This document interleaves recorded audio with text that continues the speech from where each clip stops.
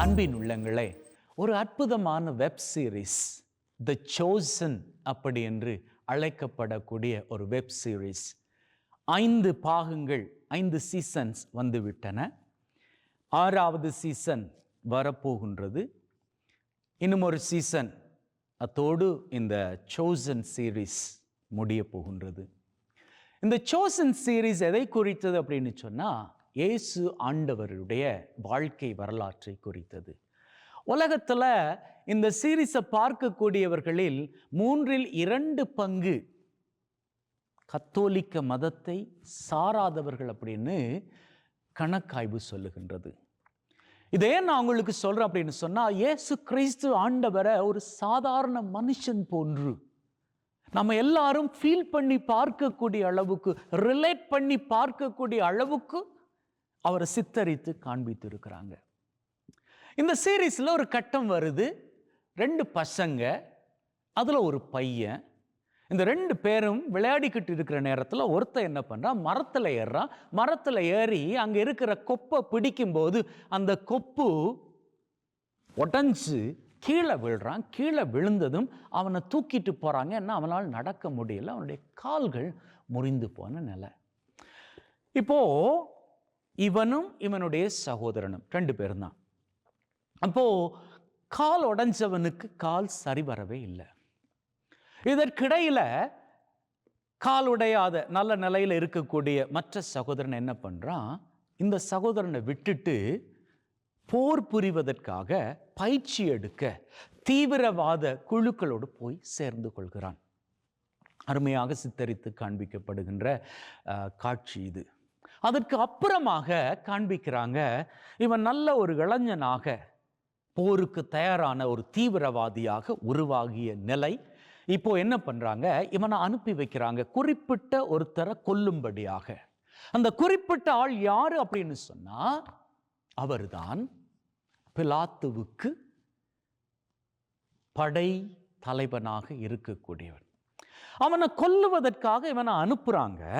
அப்படி அனுப்புகின்ற வேளையில் இவனுக்கு இன்னும் ஒரு செய்தியையும் சொல்லி அனுப்புறாங்க. சின்ன வயசுல கால் உடைஞ்சு போன உன்னுடைய சகோதரன் எருசலேம்ல இந்த பெத்சதா என்கின்ற குளத்தின் அருகில தான் இருக்கிறான்.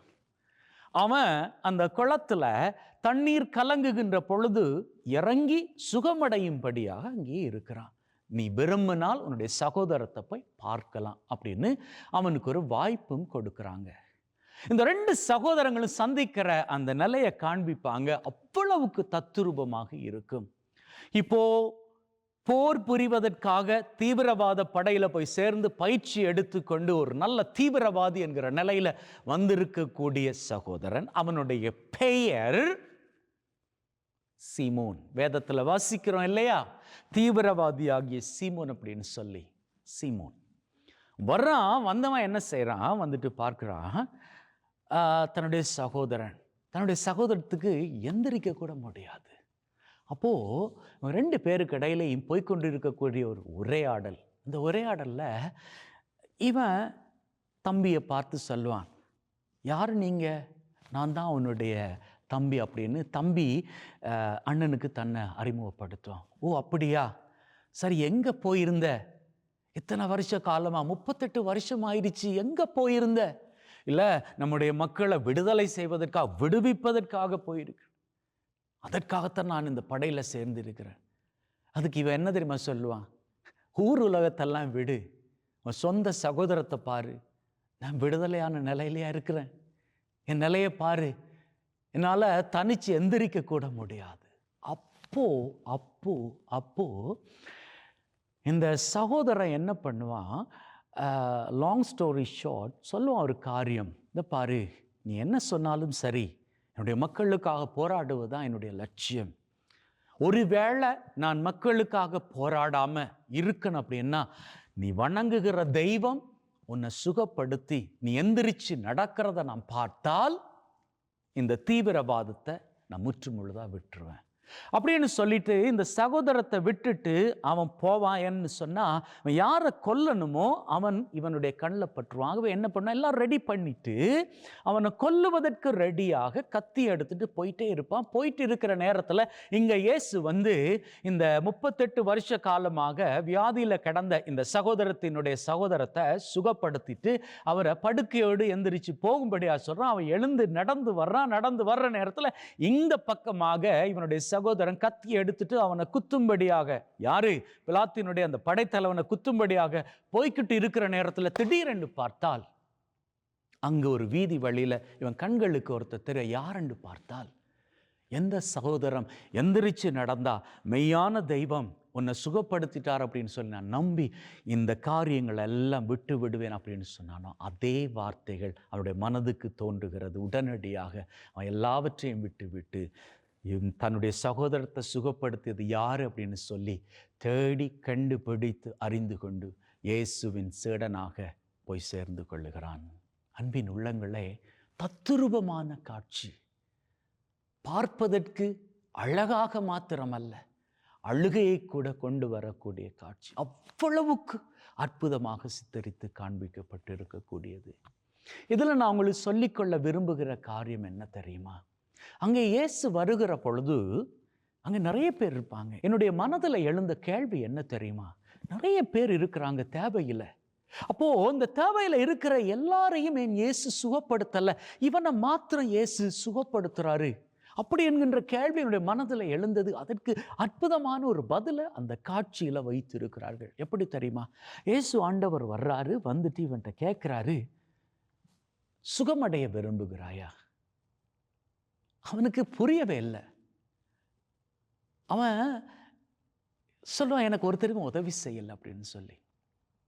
இயேசு சொல்லுவார், நான் கேட்ட கேள்விக்கு நீ பதிலே கொடுக்கலே, சுகமடைய விரும்புகிறாயா?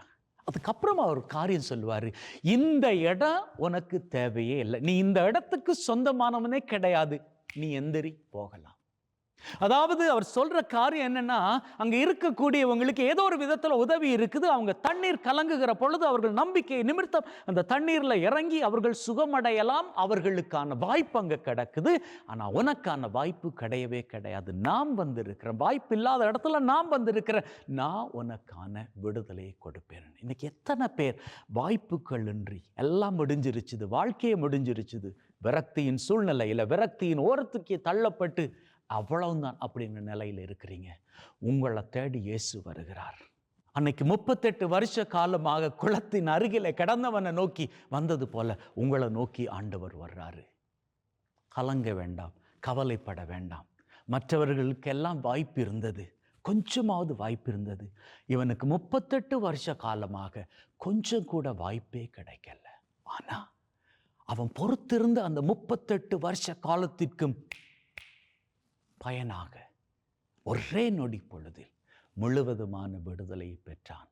உடனடியாகவே it was an instant healing. அது போன்று உங்கள் வாழ்க்கையிலும் பல வருஷ காலமாக உங்களுக்கு கைகூடாத காரியங்கள் இன்ஸ்டன்டாக, உடனடியாக நம்பிக்கையோடு இருந்து கொள்ளுங்கள்.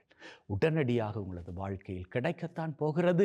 அது கிடைக்கின்ற பொழுது நீங்கள் மகிழ்வை காணப்போகின்றீர்கள்.